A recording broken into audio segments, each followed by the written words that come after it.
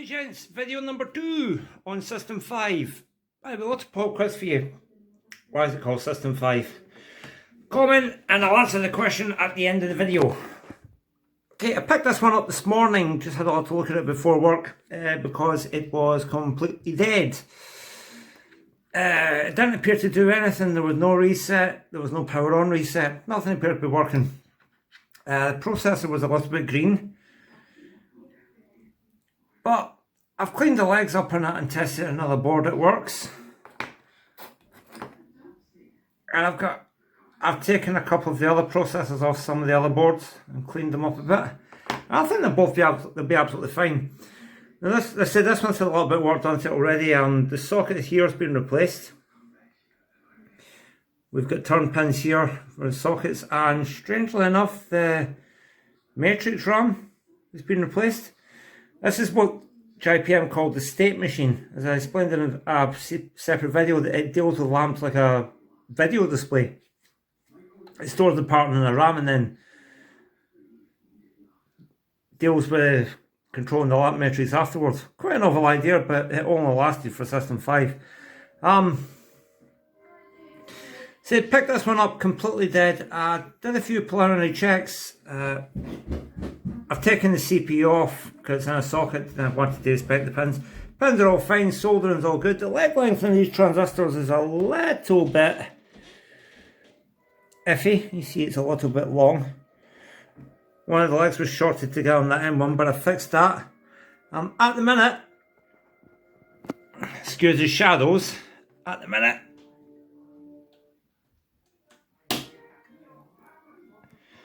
doesn't do much at all. Now, one thing I noticed, hold on a second, 1, 2, 3, 4, 5, 6, 7, 8, 9, 10, 11, 12, 13, 14, 15. And problem pin 15 there, the clock is completely stuck. Which isn't good news. It's not a good start for this one, because what that could mean, and I stress could mean, is that our CF cell here is dead. But I don't think it is, because when I probe there,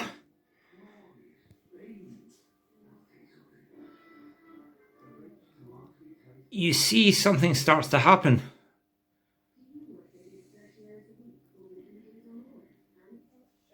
So it's got something going on.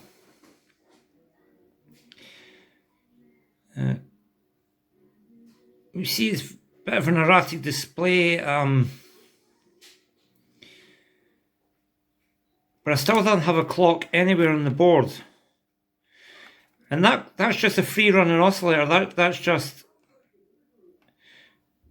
I believe it's just connected to an inverter in here on the standard cell. And that generates the clock. And I know there is a clock there, but there's only a clock there with no load. If I put a CPU in here, the clock all stops. But watch this. See if I go here. Just touch this to here.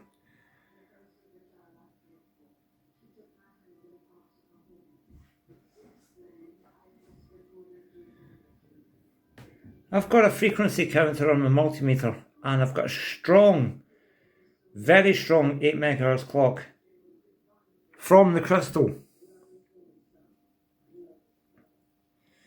But the minute I put a CPU in here, it all dies.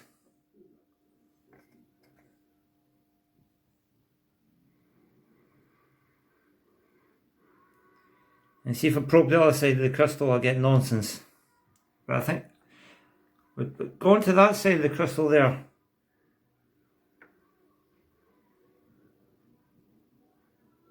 gives me a good 8 MHz clock.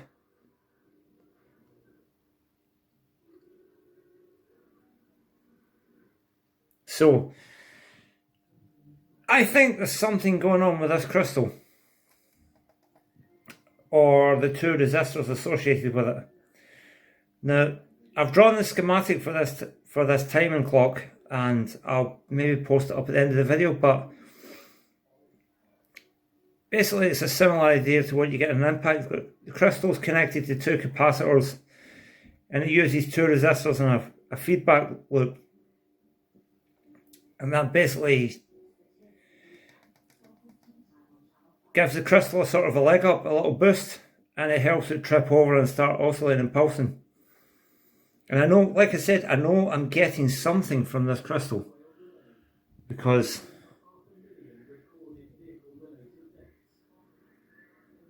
I don't know, let's sell out.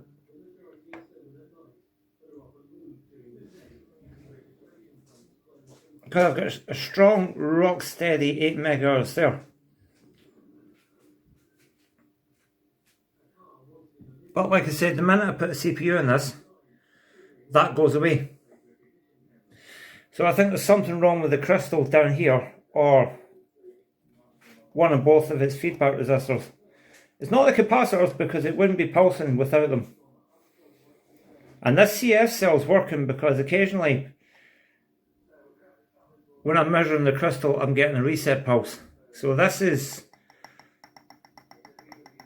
basically, if this clock's not working, none of this works either. But like I said, I know this clock is working because I can read it. And it's strong. It's rock solid steady. It doesn't deviate from that. 1, 2, 3, 4, 5, 6, 7, 8, 9, 10, 11, 12, 13, 14, 15. And I said, even if I try and read it up here, I'm not getting much, but I don't think I would. To be honest, I think something has to be touching here. I think it has to be something has to be touching the crystal. I can maybe test that. Hold on. Maybe if I just see if I can get this in shot. Where's the crystal then? This might be tricky to touching the crystal. New. Doesn't seem to have an effect. Sorry for putting these in the dark there, but yeah. That's just one of the interesting quirks you get with oscillators. Sometimes they don't run with a load on them, but if you measure them off load, they're running.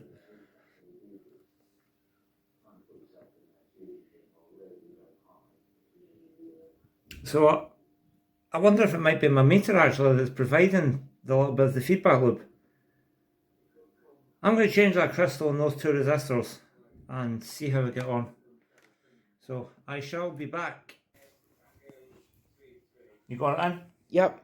Right. Have you got me pointing it here as well? Yeah, and I've got it on play. Right, just to add this in, I've got my lads helping me here, so you can see we've got no clock there. Watch what happens when I measure the frequency again on my meter. And you see, the clock starts running. That's a massive clue that there's something wrong with the feedback loop for the crystal. So I'm going to change these timing parts and then we'll see how we get on. Okay. Is that sure? That's it.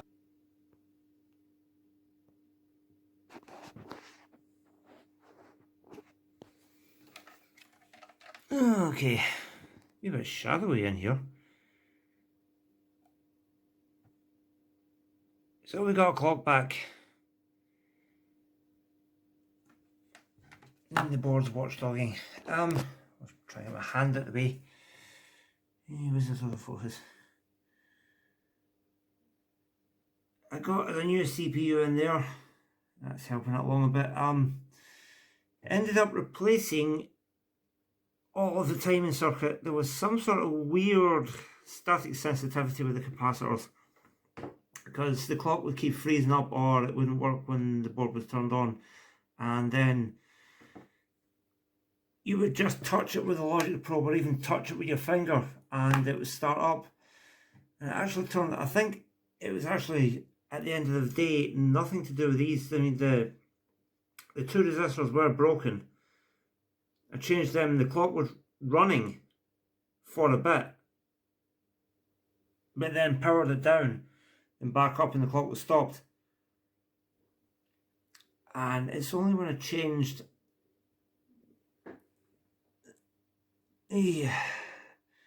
that one there, C17. That's tied to the clock output pin from the CF chip to the clock input on the CPU. It's a decoupler. Sort of stops the clock bouncing and sort of helps it start. Well, one of the two. A little bit late at night, as usual. I think that has some sort of internal problem where static was affecting it. I mean, I'm not sure. I've never seen that before. You see, this is where we're at now. We've got a nice flashing watchdog signal there.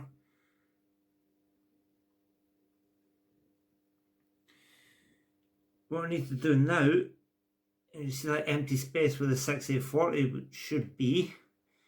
I've got it here.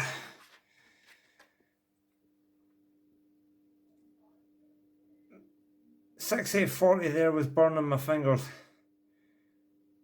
when I was, I don't know if we'll focus in. You may focus in. Come on. Yeah, you can see it a little bit discoloured and bobbled in the back there. Come on.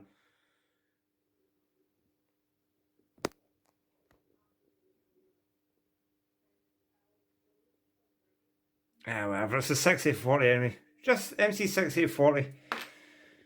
But that was burning my fingers, so that was obviously bad. Don't know about the RAM at the minute. They seem to be doing what they're meant to be doing, but it's hard to tell. By the way, there's a hell of a shadow here, isn't there, from the phone? I went through all 4 CPUs and all 4 CPUs work. They're just a bit green in the legs, but we'll save them. We'll put them in turn pin sockets, clean the legs up and resolder any that break. And we have this nice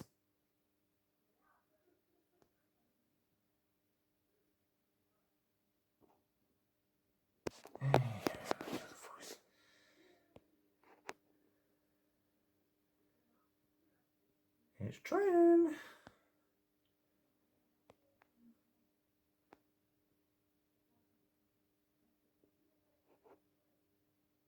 There we go. That's the best I'm going to get tonight, I think. There's too much shadows off this light above my head.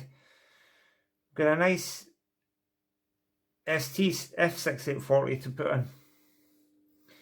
And that will go in that location there. And we'll see how we go on from there. If need be, I'll bring the big guns down, I'll bring the big logic analyzer down, connect it up, and we'll do some diagnosis. But for the minute, right, Mortar Furrow really must do something to get rid of the shadows at night. So there we can see, oh, look how much better you focus in natural light.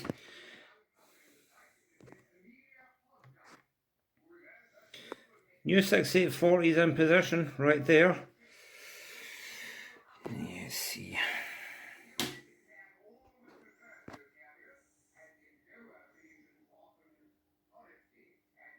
Oh, that's a good sign. How about that then? Probably imagine that, yes.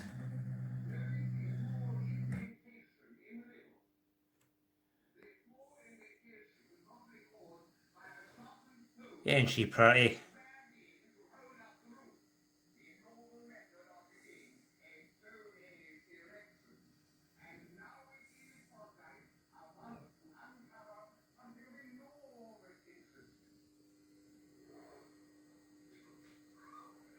I wonder how Casablanca used to play. These rails are out of Casablanca machine, which obviously unfortunately means the machine ain't there anymore. But Can't save them all. Whoever took these rails out is going to use them to rebuild, well, a fairground, maybe, I think. But she lives.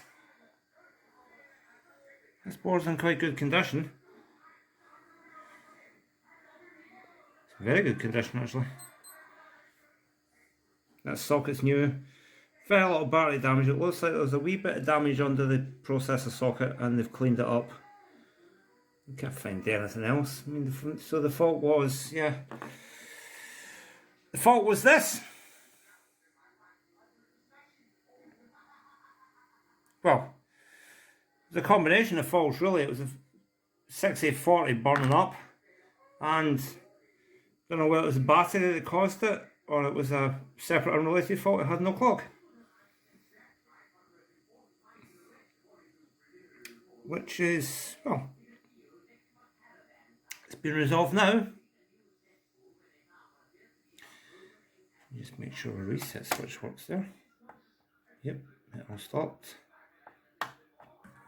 Yep, she reboots.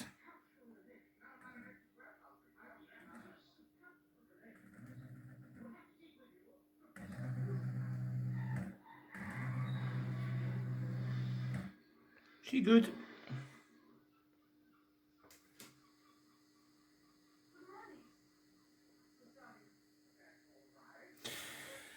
So that's this one just about done and dusted.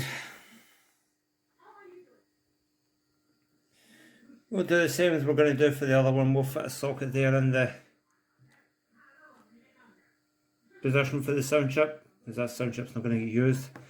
It's going to get used with an add-on board or an external amplifier to provide the samples from here. I won't bother connecting all the sound up, we know it works. Because the sound's generated on here, it's not generated there. Yep. She runs. So that's 2 out of 5, and oh yeah, the transistor leads there are a bit long, but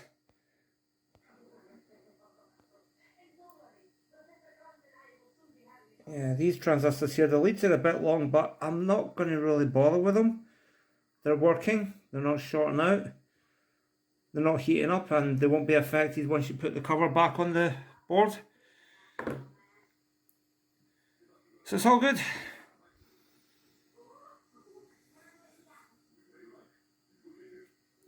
So we'll let Hager have the last say.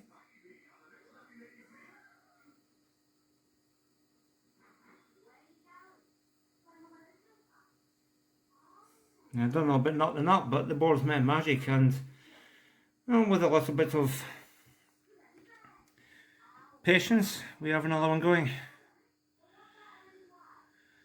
Alright, we'll sign off for the minute.